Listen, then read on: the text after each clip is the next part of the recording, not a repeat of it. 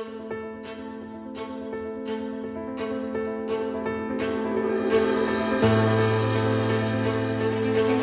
masterclass program on resilience is a program by Res Publica Foundation in partnership with the PZU Foundation, and it is building on the experience of renowned global leaders on the topic.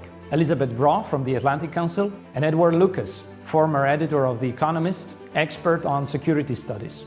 The Resilient Future Fellowship program is built to integrate experiences of leaders from 5 countries: the Baltic states, Estonia, Latvia and Lithuania, Poland and Ukraine. Those are journalists, experts, policy leaders, war veterans who are doing amazing stuff on the ground. Now, we bring them together at Res Publica Foundation, and under the patronage of our media platform, the Visegrad Insight, we combine their knowledge, build a mesh network of resilience, and elevate the good practices to the European policy level. We share those practices and implement them to build a resilience network that builds the future of democratic security in Europe.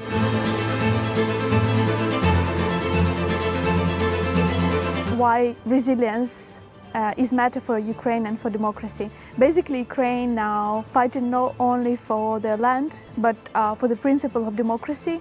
And if it fails, it will show that democratic regimes are not resilient anymore. And for us, it's important to say that democratic regimes are still important and still very strong and resilient, even in times of war. The second thing, that Ukraine becomes a part of EU security architecture now, and we already there. So it's important for Europe to think about resilience of Ukraine as a resilience of Europe. And the final thing is Ukraine serves as an early warning system for Europe to say how we want to see the Europe looks like in a few years or in a decade. Fellowship helps me to step back and think strategically. Every day working in Ukraine, sometimes you just work in the urgent matter, in hectic time, but it's important to step back and think what could be improved and how the process should look like. The second thing is connecting with the peers around Europe, particularly neighboring countries,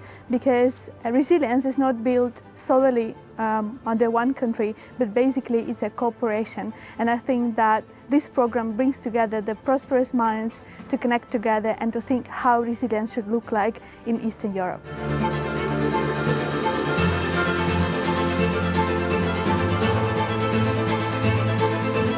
Why fellowships? At Visegrad Insight, Res Publica Foundation, we are proud to be the host of the largest network of fellows on democratic and economic security in Central Eastern Europe. These cohorts of fellows that have combined the expertise of journalists, civil society leaders, policy leaders and experts come from the region extending from the Baltics, Visegrad Group and the Balkan region, and includes also a number of excellent people staying on the ground and contributing to the future of Ukraine.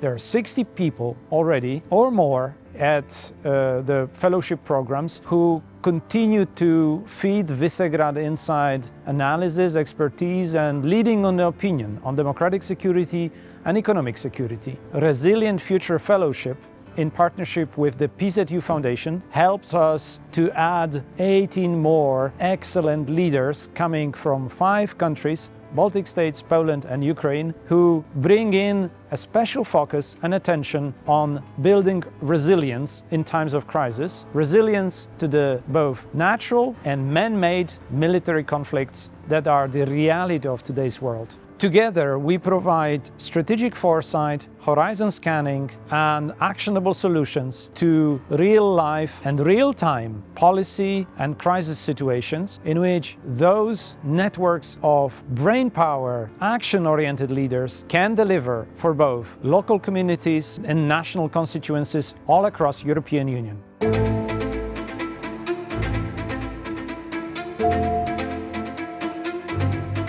What is legal security? Legal security means that people follow the law, that you can trust the courts, that people's rights are respected and not violated. If you need any help, there is government, there is police, if anybody can help you. Democratic security means that you can trust your institutions, you can trust their decisions, you can trust the court. So you can trust elections, and they are very heavily linked, because if you take one away, one cannot exist without each other. When there is no legal security, it would mean that people on power would start to abuse it. They can start to make money from it. There will be corruption. So without legal security, there can't be any democratic security either.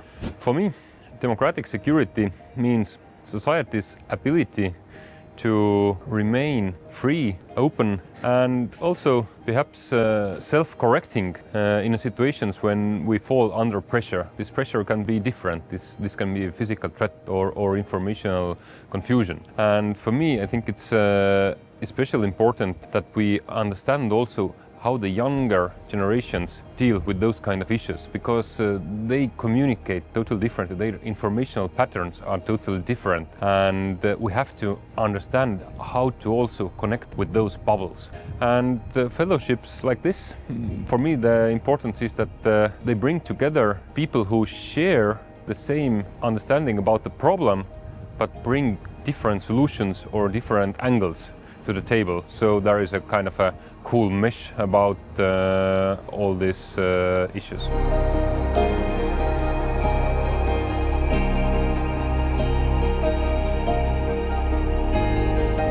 What civil society leaders and organizations can do is show what works, demonstrate what works. So papers are good, reports are good, but execute your ideas. For example, if you say that contingency exercises are a good idea, then you can conduct an exercise on a small scale, of course. This is something that will get the attention of leaders in your country and the attention of the European Union. Conversely, what local, national and EU leaders can do is look at what is being done on a practical level, look at what works, because this is where innovation happens.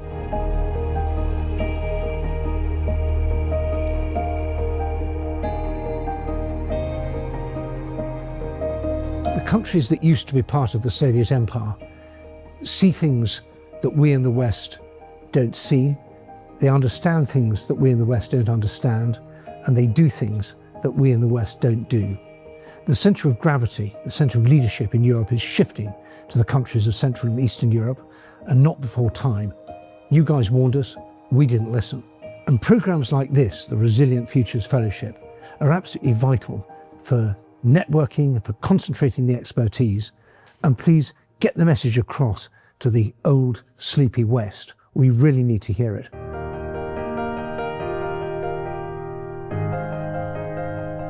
This program brings together outstanding people, and each one of them brings unique experience, courage and vision. Using these mosaics of experiences and backgrounds, during the program they built strong cross-sectoral network based on deep mutual understanding and trust. The agenda was deliberately crafted as a rich mosaic, combining deep expertise with contrasting viewpoints and practical tools with strategic foresight and personal stories. Fellows gain new practical competencies, strengthen their assertiveness and soft resilience skills. Through this program, they increase their personal engagement and societal impact. Are you afraid of the future? Are you hopeful of the future? Are you uncertain of the future? Whatever future might bring to you or to our collective societies, you need mapping those uncertainties. You need a strategic foresight. And this is what we've been providing at Res Publica Foundation, Visegrad Insight. What is strategic foresight? It is about mapping scenarios that will never happen, but they set border parameters for success and failure of any endeavor in our democratic societies. Strategic foresight maps out uncertainties, risks, and plausible dark futures next to those most hopeful futures that we strive for. Within the parameters of those scenarios, we're able to take strategic decisions, make planning, contingency planning, that enables to be resilient and for our democracies to prepare for crisis. Military man-made or natural disasters. We employ strategic foresight by integrating the collective knowledge from the field together with our fellows coming from various environments and various experiences. Together we can make contingency planning or scout for opportunities that have not yet arrived, but when they come, we will be prepared.